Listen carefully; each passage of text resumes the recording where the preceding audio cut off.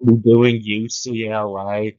So first I'll talk a little bit about the head coach, and then I'll talk some about the roster, and then I'll go through their schedule game by game and give you a predicted winner and loser for each game.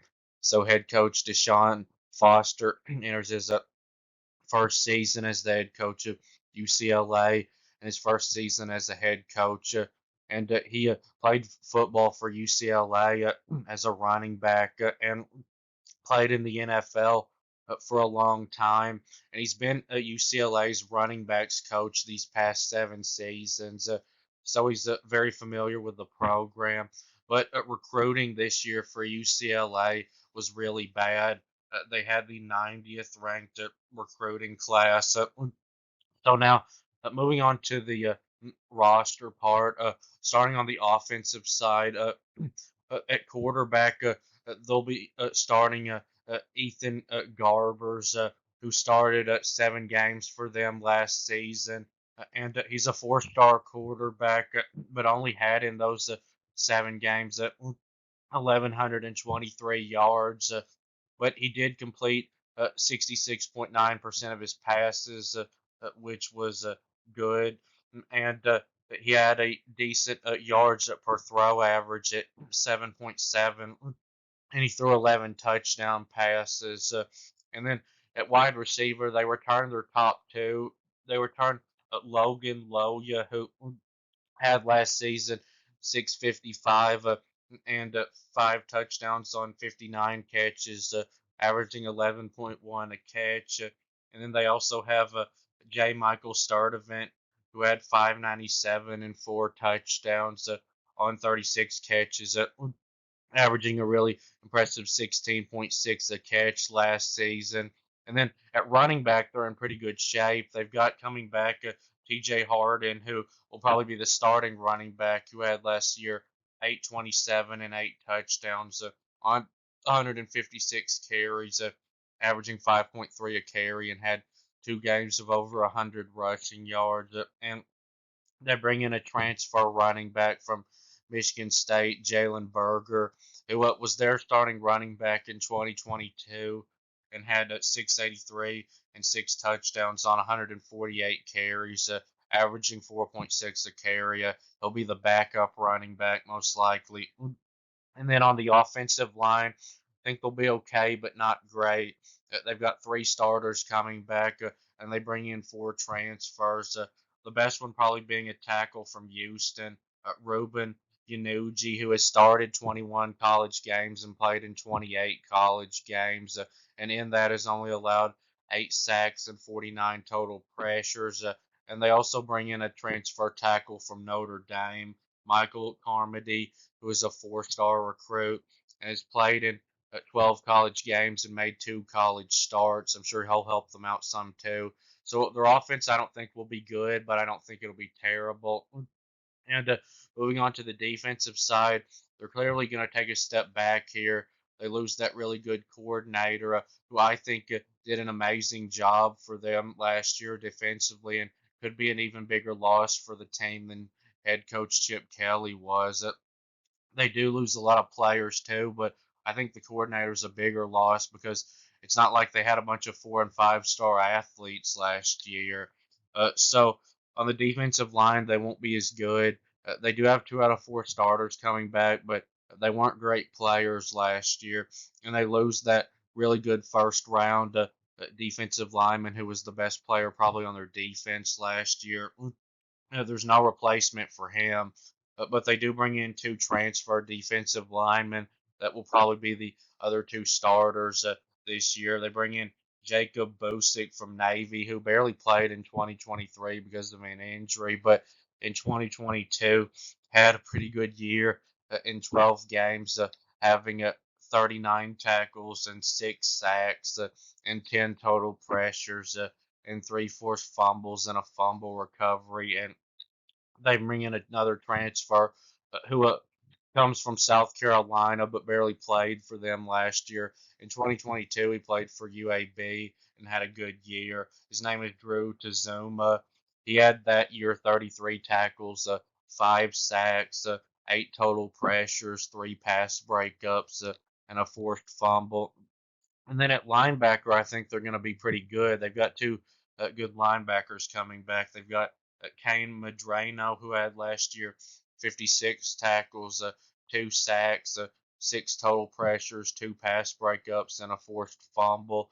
And then they've got Olawafemi Joe or whatever his name is, coming back, who played in every game, but only started 4 games last year and still had 54 tackles and half a sack and two total pressures and three pass breakups and two fumble recoveries and an interception.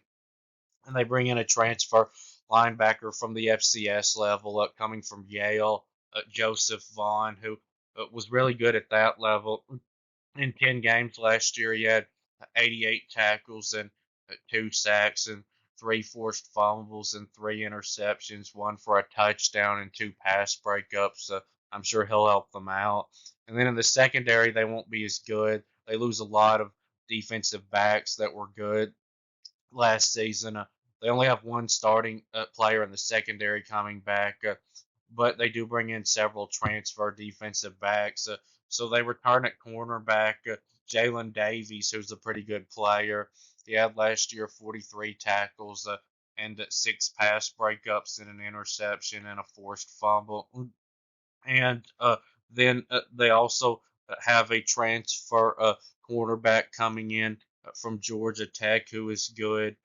KJ Wallace, who had in 2 seasons combined 24 games, 88 tackles, eight pass breakups, and two interceptions, and two sacks, and two forced fumbles, and a fumble recovery. He'll probably be the other starting cornerback. And then at safety, they bring in a transfer from Oregon, Brian Addison, who I'm sure will be one of the starters.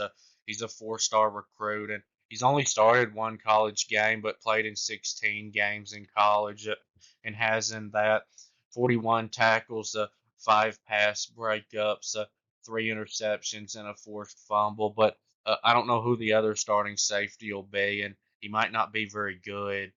So defensively, I don't think they'll be terrible, but I don't think this is going to be a good defense. So on special teams, this is very questionable. They lose both the kicker and the punter. Now, moving on to the predictions, they start the year on the road at Hawaii. This should be a pretty easy win. I know Hawaii has had some pretty good teams in the past, but not this year, I don't think. And they haven't really had good teams recently. UCLA should have enough to win this one easily. So then they play Indiana at home after getting a week off. So Indiana also has a new head coach coming in, and they have a whole lot of new transfers coming in that are going to be starters. And I think that it's going to end up working out pretty well for them. I think Indiana is going to be better than UCLA will be, but I don't really know that they're going to be ready this early in the season to go on the road and win this game. So I'm going to take UCLA to get a close home win. But I would probably pick Indiana if this was later on in the season. So then on the road at LSU, not much of a chance here. This one probably will be somewhat competitive. I think UCLA will keep it close most of the game, but I think LSU will pull away and win by around two touchdowns. I think their offense will be too much for UCLA to handle. And then they play Oregon at home. No chance in this one. This will be a blowout loss. Oregon is going to be so good this year. Their offense is going to be so good and so explosive. And they'll dominate UCLA at the line of scrimmage in this game. And Oregon's defense will be so good too, and I think it'll shut down the UCLA offense. And UCLA's defense, I don't think will have any hope of stopping Oregon. So then they play on the road at Penn State. This will be another loss. This is a really tough three in a row. So I don't think this one will be close at all either. Now, Penn State's offense isn't like Oregon's in that it's going to create a whole lot of explosive plays. but their physical defense and really good run game will be too much for UCLA to handle. Of course, them not having very many explosive plays is because Disaster Aller doesn't know how to throw the deep ball. But they've got two NFL running backs on their roster uh, and a whole lot more talent than UCLA has got. And they're much better at the line of scrimmage. So then they play Minnesota at home. So I said in the Minnesota video that both teams are pretty similar. And I do think, though, that Minnesota is a little bit better than UCLA, but I think it's close enough to where home field advantage for UCLA will make the difference and they get a close win over Minnesota. And then on the road at Rutgers.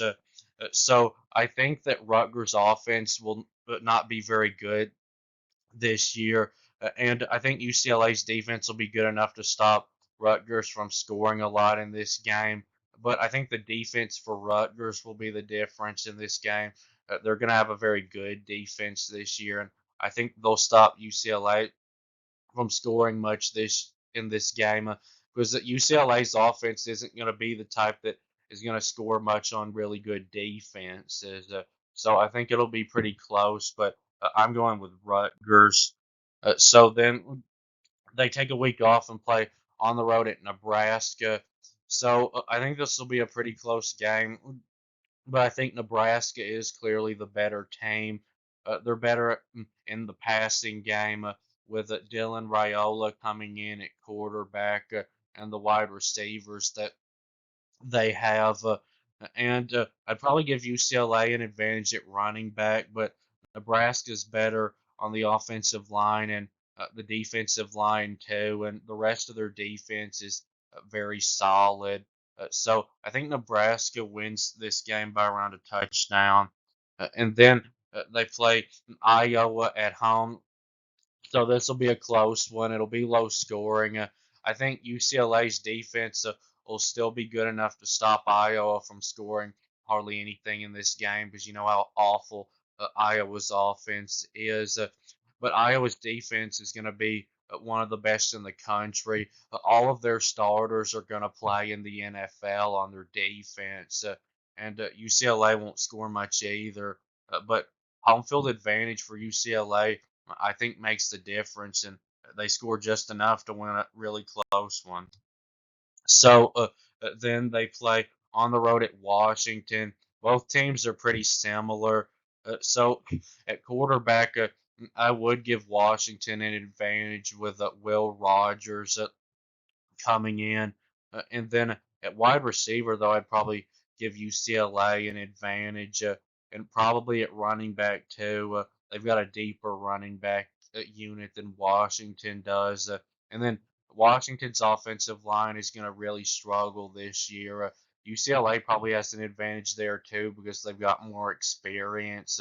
Washington is going to be so inexperienced on their offensive line, but the defensive line for Washington also, I think, is going to struggle. I don't think they're going to have that much of a pass rush this year. But the linebackers for Washington are going to be really good.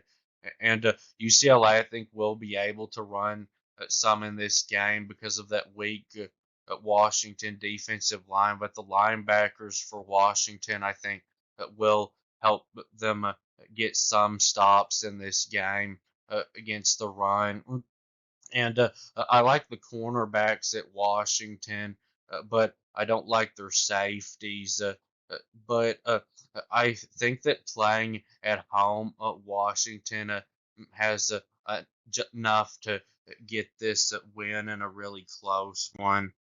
So then they play USC at home in the rivalry. So UCLA won this game last year because of their defense being really good. But this year, their defense, I don't think, is going to be able to stop USC's really good offense much. And I think this will be a high scoring game. I think UCLA will be able to score quite a few points in this game, too, because USC, I don't trust their defense really until I see it. But I think that USC's offense is going to be too much for UCLA this year, and I think they'll win a shootout by around a touchdown. And then they play Fresno State at home to end the season. This will be a tough one. I could see Fresno State pulling the upset in this game, but I think that UCLA still has enough to get the win.